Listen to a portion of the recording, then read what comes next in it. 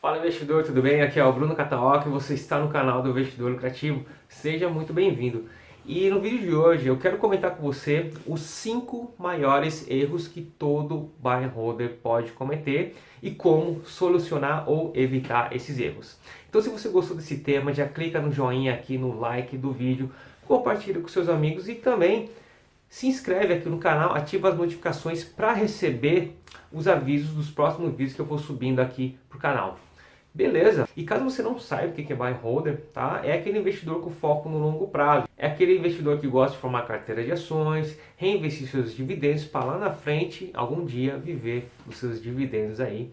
E diga-se de passagem que essa é a estratégia que mais deu certo na Bolsa de Valores, que mais produziu riqueza para os pequenos investidores. Só que eu vejo muitos investidores iniciantes e até mesmo às vezes investidores mais experientes cometendo alguns erros que eu considero muito graves e que com certeza vão influenciar negativamente nos seus resultados. Então, os 5 erros que eu vou mostrar aqui para você são os erros que, na minha humilde opinião, são os piores que um buy and holder pode cometer. Daí, ao invés dele ter uma alta rentabilidade daqui a uns anos, ele pode ter rentabilidades muito ruins ou até mesmo ficar no prejuízo porque cometeu algum desses erros. Mas, em contrapartida, se você souber superar cada um desses erros, eu tenho certeza que você vai ter muito sucesso investindo na Bolsa de Valores, seguindo a estratégia do buy and holder. Então, o primeiro grande erro que eu vejo os buy and holders cometerem é o de que eles acreditam cegamente nos fundamentos e não se importam com mais nada, com nenhum tipo de análise. E por que eu considero isso muito perigoso? Porque olha só, são dois motivos, tá? O primeiro motivo é o de que você não sabe se aqueles números que a empresa está divulgando estão corretos. Você não sabe se tem algum tipo de fraude naqueles números. E você só vai saber depois, lá na frente, depois que as ações despencarem, né? E isso é muito complicado, é muito perigoso. Só para citar alguns exemplos, aqui no Brasil você tem a Petrobras, né, os caras saquearam a Petrobras, mas lá fora, se você for estudar a história das empresas internacionais, você vai ver que tem muitos exemplos de empresas que divulgaram um balanço que estava falando que estava tudo ok, mas meses depois elas quebraram ou tiveram um grave prejuízo. E aqui eu posso citar exemplos como a Xerox, nos Estados Unidos, acho que todo mundo conhece aquela empresa Xerox, ela chegou a ter um problema de fraude aí de balanços financeiros, tá? Se você procurar no Google você vai encontrar, foi bem antigo.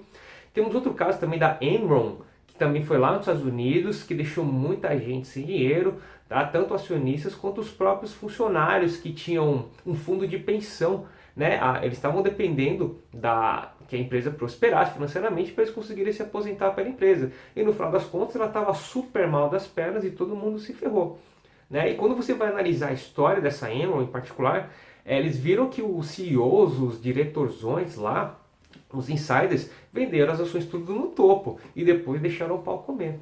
Né, para você ver como os caras são sacanas, tá? Você não pode acreditar só em fundamentos. E a Enron chegou a ser uma das maiores empresas de energia elétrica lá dos Estados Unidos.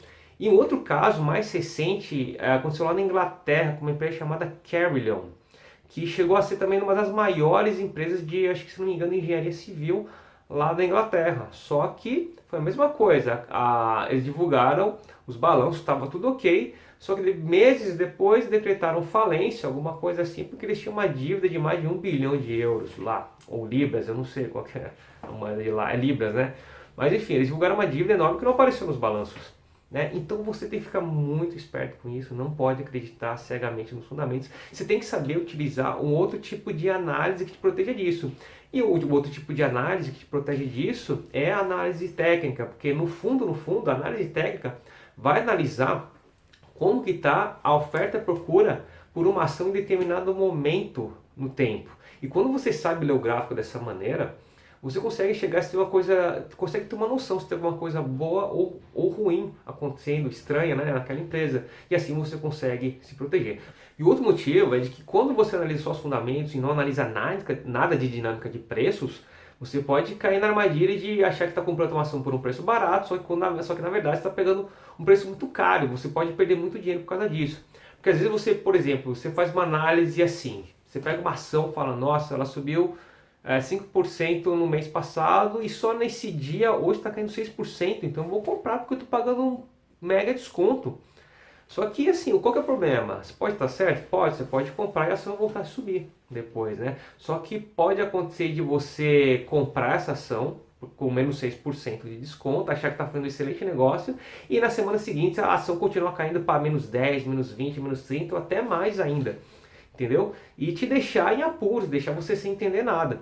Porque essa é uma análise que é de muito curto prazo, porque às vezes você vê lá, tá, a ação caiu 6% hoje, só que você pega, por exemplo, o gráfico e distancia esse gráfico, você vê que nos últimos 2 anos aquela ação subiu 180% e está caindo 6% em um dia. E você acha que ela está barata, e às vezes não está.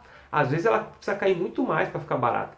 Por isso que é muito perigoso você querer analisar só os fundamentos. Eu aconselho que você também tenha uma noção de dinâmica de preço, porque isso vai te dar muito mais noção de timing e saber quando você realmente está pagando um preço caro, justo ou barato por uma ação.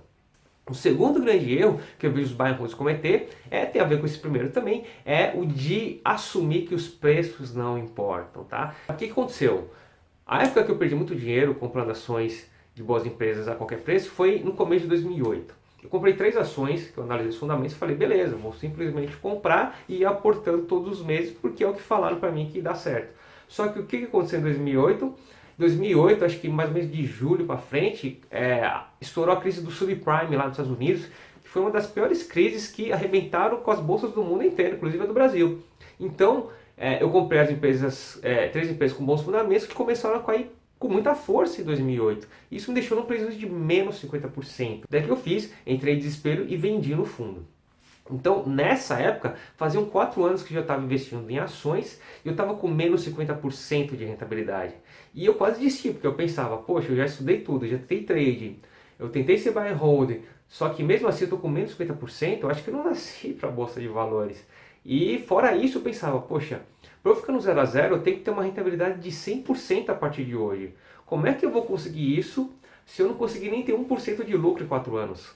Então tudo isso foi batendo na minha autoestima e eu tava ali achando que eu não servia para bolsa, que para mim não ia dar certo, mas eu não desisti, fui lá, estudei, comecei a associar a dinâmica de preço com os fundamentos e foi aí que os resultados começaram a aparecer, graças a Deus, né? É por isso que eu falo que é um erro para o buy and holder não se importar com os preços, porque no final das contas os preços são importantes. Sim, eles que vão determinar se você teve lucro ou não. Porque imagina daqui a, sei lá, 10, 15 anos você conseguir investir 1 milhão na bolsa, só que quando você vai ver o valor do seu patrimônio, está valendo 800 mil. Será que deu certo? Não deu certo, porque você não prestou atenção no preço. Agora, se você for comparar com alguém que presta atenção nos preços e investir 1 milhão também, você vai ver que a rentabilidade dele é muito maior. Então, ao invés de ele estar com uma rentabilidade negativa, ele pode estar com um patrimônio valendo 2 milhões, 3 milhões, sei lá, 5, 10 milhões aí daqui a 10, 15 anos, porque ele soube analisar tanto os fundamentos quanto os preços das ações. Portanto, é por isso que eu falo que os preços importam, se eu bato nessa tecla, e se você quer realmente tratar bem o seu dinheiro, se você realmente se preocupa com o seu futuro financeiro da sua família, aprenda a estudar os preços, aprenda a saber quando uma ação está cara ou está barata, que os seus resultados vão vir e isso eu te garanto. E o terceiro grande erro que eu vejo os buy and holds cometerem é olhar cotações todos os dias. E isso é muito prejudicial porque quando você começa a analisar preço todos os dias, você é tomado pelo hype do mercado financeiro. Você começa a entrar num ambiente de notícias, de fofoquinha de grupo,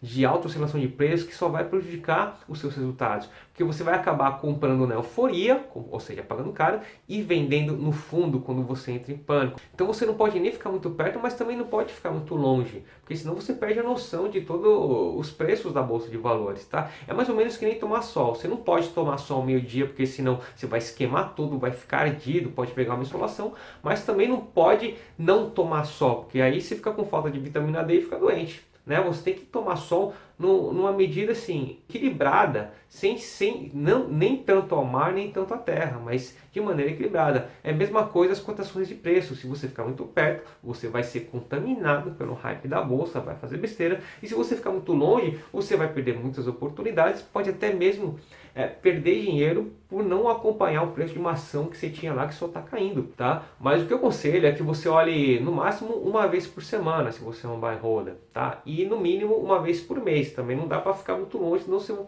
você vai perder aquela familiaridade que você tem com a bolsa, com os preços da bolsa. Você não pode ficar muito longe.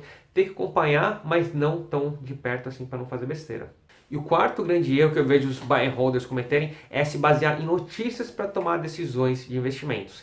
Isso, na maioria das vezes, não vai dar certo, porque as notícias, na maioria das vezes, vão estar atrasadas, mas em outras, não vão estar atrasadas. E não tem como saber, você só vai saber depois que a notícia sair e os preços se movimentarem. Eu vou te falar 3 exemplos recentes que eu vi agora que as empresas estão divulgando alguns resultados aí. Por exemplo, o Cielo 3, o último resultado que eles divulgaram no trimestre aí, mostrou que Ciel tinha tido uma queda de mais ou menos 33% no seu lucro líquido. E essas notícias mais relevantes, elas são divulgadas sempre depois que o pregão fecha. Então, por exemplo, segunda-feira rolou o pregão da bolsa, depois que fechou, a Cielo divulgou a menos 33% no lucro líquido. Então o cara que tinha Cielo às vezes pensou, putz, amanhã eu vou vender logo na abertura porque vai desabar. E o que aconteceu? As ações de Cielo subiram que nem um foguete, acho que subiram 7, 8%, eu não sei. Se valorizaram bastante um dia depois de terem divulgado que tinham tido um lucro 33% menor. Então o cara que vendeu na abertura olhou aquilo e não ficou sem entender nada. Ele se arrependeu porque poderia ter vendido a um preço muito mais alto. Em contrapartida, por exemplo, o Bradesco, eles divulgaram um lucro líquido aí, acho que 26% maior nesse trimestre em relação ao trimestre passado. E o que aconteceu no dia seguinte? Os preços desabaram. Então imagina alguém que estava de fora, viu essa notícia e falou, putz, Bradesco lucrou muito mais esse ano, então eu vou comprar logo na abertura. Aí o cara comprou na abertura e teve um mega prejuízo, não entendeu nada. Aí o que acontece? Ele não entende nada, fica no desespero, vende no prejuízo, enfim. O fato é que ele não fez uma análise boa para tomar essa decisão de compra dessa ação. Você tem que se analisar, você tem que se basear em outras coisas. E um outro terceiro exemplo que eu quero passar aqui é o de Ambev, que eles divulgaram que tiveram um lucro maior, mas acho que 6% maior, só que no dia seguinte as ações dispararam com tudo para cima. Ou seja, é muito complicado você utilizar as notícias para tomar suas decisões de investimento. Ao invés disso, o que vai te trazer realmente resultados é analisar fundamentos e dinâmica de preços. E o quinto grande erro que eu vejo os buy and holds cometerem é o de acreditar cegamente nas carteiras recomendadas pelas corretoras ou pelos bancos e também em relatórios de casas de análise. Tá? Por que eu falo isso? Vou dar um exemplo do que aconteceu com um amigo meu. Tá? Ele virou para mim e falou assim, Bruno, eu comecei a investir em ações. Eu abri conta na corretora X, fui lá, conversei com o corretor, que é um conhecido meu, e ele me indicou essas ações para comprar, então eu comprei essas. Eu olhei, né, era uma carteira recomendada, eu falei, ok, algumas ações eu gostava, outras nem tanto. Eu falei, beleza, agora o negócio é você estudar fundamentos, dinâmica de preço e mandar bala aí no longo prazo. Ele falou, beleza, né? Só que o que aconteceu? Passou mais ou menos um mês e ele virou para mim de novo assim, Bruno, eu vendi essas ações aqui e comprei essas aqui. Eu falei, bacana, por que você fez isso? Ele falou, não, fiz isso porque o cara recomendou. Eu falei, poxa, mas não é assim, né? Não é assim que você tem que fazer. Daí eu fui analisar mais de perto, ele vendeu algumas ações de empresas que eram extremamente boas, empresas que eu mesmo invisto. Que eu olhei e falei, poxa, você não deveria ter vendido essa ação, porque ela continua sendo extremamente lucrativa. Naquele momento, na minha visão, os preços ainda estavam descontados e tinha muito espaço para subir. Bom, resumindo, algumas ações que ele trocou, que ele vendeu no lucro, sim, lógico, se valorizaram muito mais nos próximos meses. E outras que ele comprou no lugar dessas, acabaram não saindo do lugar ou até mesmo caíram. Então foi só aí, só tomando porrada, que ele viu que ele realmente precisava de mais conhecimento para poder filtrar essas recomendações que ele recebe. E a mesma coisa vale para esse relatório de casa de análise. Você nunca sabe qual que é o interesse por trás do analista estar indicando uma ação para você. Quer ver um exemplo? Às vezes os assinantes começaram a reclamar que ele estava indicando poucas empresas, que ele sempre indicava as mesmas. Daí ele pega, começa a analisar outras empresas, vê umas que são boas, mas nem tanto, mas ele acaba divulgando só para o pessoal não reclamar e conseguir manter a carteira de assinantes dele aí. Então você nunca sabe qual que é o interesse por trás disso. Você recebe aquela informação e cegamente você investe? Não pode ser assim. Você tem que ter discernimento, você tem que ter o conhecimento para saber analisar se aquela recomendação é realmente boa.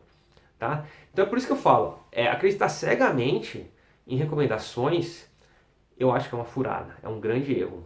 Agora, utilizar essas recomendações de carteira e de ações para comprar como uma maneira de garimpar ações, aí tudo bem.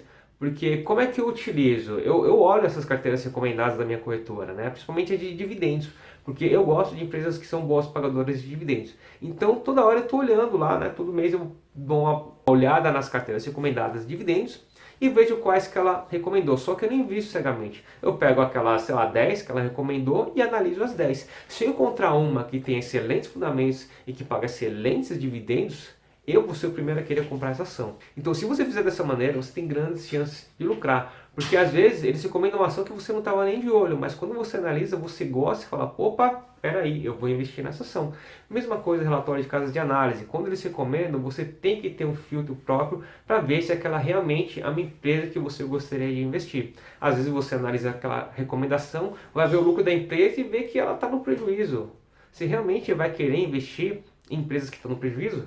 Você pode até querer, mas as suas chances de lucro vão ser muito menores do que as de prejuízo. Você tende a perder dinheiro ao invés de ganhar nessas recomendações. Então você tem que ficar muito esperto com isso. Beleza?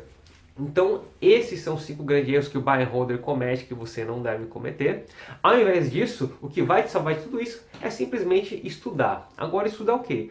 Estudar tanto os fundamentos das empresas, saber fazer uma boa análise fundamentalista e também analisar a dinâmica de preços. Porque assim ninguém mais vai te enganar e você vai ter muito mais segurança na hora de investir e com certeza isso vai se refletir nos seus resultados na Bolsa de Valores.